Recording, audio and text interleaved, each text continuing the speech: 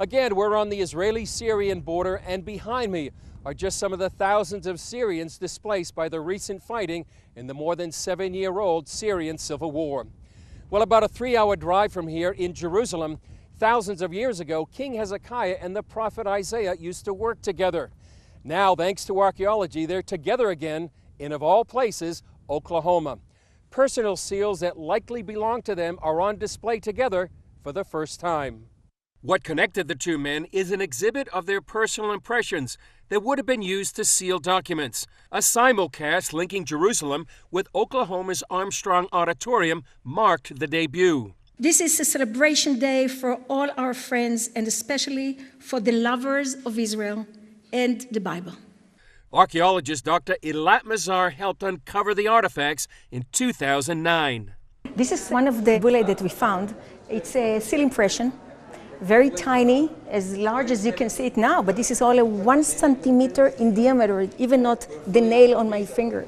Workers uncovered both items just a few feet apart here at the foot of the Temple Mount. Historically, it's been called the Ophel, meaning a high place to climb to. King Hezekiah, considered one of Judea's greatest leaders, and the prophet Isaiah lived some 2,700 years ago. When people wanted at that time, biblical times, to seal a document, they used, they tied the document with the strings, and then they took a little tiny mud and pushed their private seal to the soft mud and made a seal impression which contained, and you could read their names. Hezekiah's reads, belonging to Hezekiah, son of Ahaz, king of Judah. To find such a private item that relates to one of the Judean kings, we came so close to that kind of figure. Isaiah's isn't as clear. It reads belonging to Isaiah, but the second word is missing a letter that could complete the Hebrew word for prophet.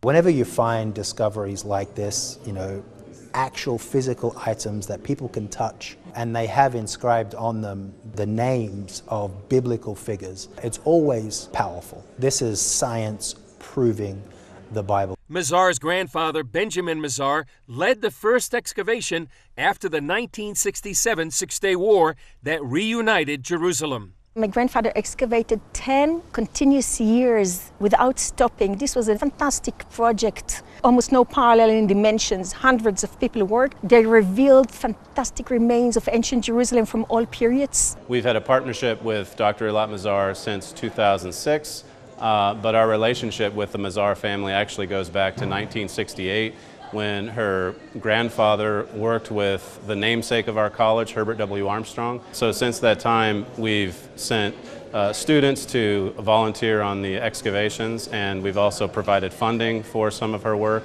Dr. Michael Oren, Israel's Minister of Diplomacy, calls Elat Mazar a hero. She has fought for Israel's future by fighting for its past, and against the face of a lot of naysayers, and particularly people in the world today who deny a historical connection between Israel and the city of Jerusalem, people who deny there ever was a King David or a King Hezekiah or a prophet Isaiah. Elat digs down and she finds it and she proves them all wrong. 10 years ago, while digging in the city of David, Mazar believes she discovered King David's palace.